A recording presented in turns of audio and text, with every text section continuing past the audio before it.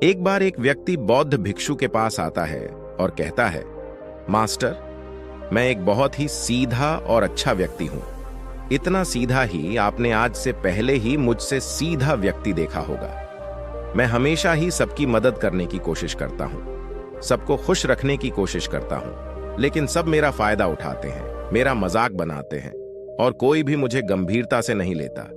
यहां तक कि मेरे घर वाले भी मेरी इज्जत नहीं करते और ना ही घर के किसी महत्वपूर्ण काम में मेरी राय लेते, जबकि अपने दोनों भाइयों की तुलना में मैं सबसे ज्यादा काम भी करता हूं, घर वालों की बात भी मानता हूं, माँ बाप की सेवा भी करता हूं और घर के सभी लोगों को खुश रखने की कोशिश करता हूं। लेकिन मेरी भावनाओं को कोई भी नहीं समझता, सब मेरा फायदा उठाते हैं। आखिर मेरे साथ ही ऐसा क्यों होता है? व्यक्ति की पूरी बात ध्यान से सुनने के बाद बौद्ध भिक्षु बोली, किसने कहा कि तुम एक सीधे और अच्छे व्यक्ति हो? असल में तुम एक अच्छे व्यक्ति होने का दिखावा कर रहे हो। यह सुन उस व्यक्ति को बुरा महसूस हुआ, लेकिन वो फिर भी बौद्ध भिक्षु की बात सुनता रहा।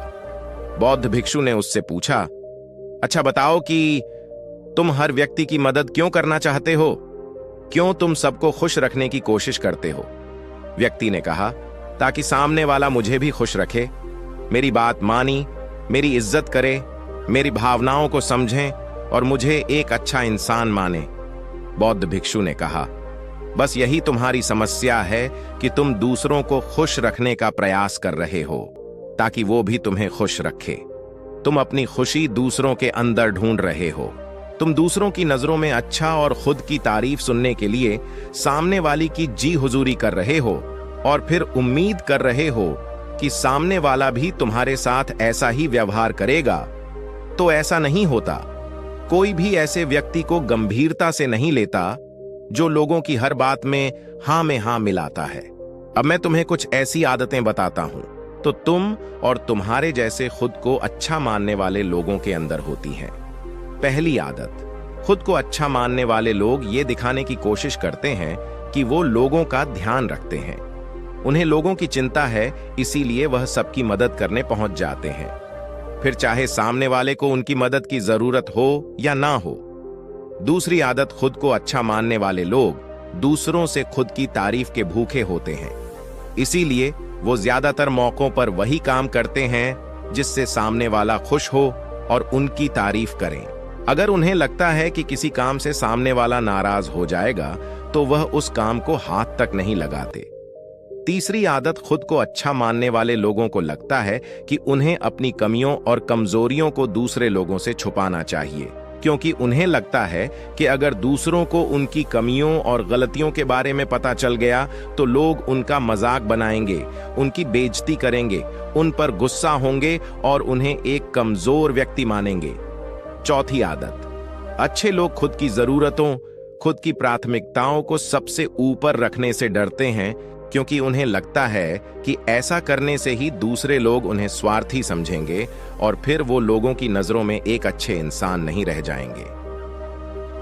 पांचवीं आदत, खुद को अच्छा समझने वाले लोग मानते हैं कि वो केवल तभी खुश रह सकते हैं जब उनके आसपास का हर इंसान खुश रहे, इसीलिए वो अपने आसपास के हर व्यक्ति को खुश रखने की कोशिश करते हैं। अब तुम्हें सुनने में लग सकता है कि इन आदतों में क्या बुराई है। सबका भला करना तो अच्छी बात है, लेकिन समस्या यह है कि खुद को अच्छा समझने वाले लोग असल में जैसे दिखते हैं वैसे होते नहीं।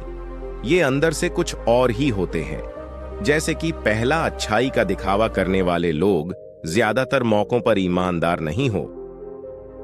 पांचवा, खुद को अच्छा दिखाने वाले लोग दूसरों को ना नहीं बोल पाते, उन्हें मना नहीं कर पाते और दूसरों के काम करने के चक्कर में ये अपने और अपने परिवार के जरूरी कामों को भी पूरा नहीं कर पाते। छठा, अच्छे लोगों को लगता है ये सभी उन्हें पसंद करें, सभी इनसे प्यार करें, जिससे दूसरे लोगों को इनका दोस्त बनने या इनके साथ संबंध रखने में दिक्कत होती है, क्योंकि यह हर किसी के सबसे पसंदीदा इंसान बनना चाहते हैं।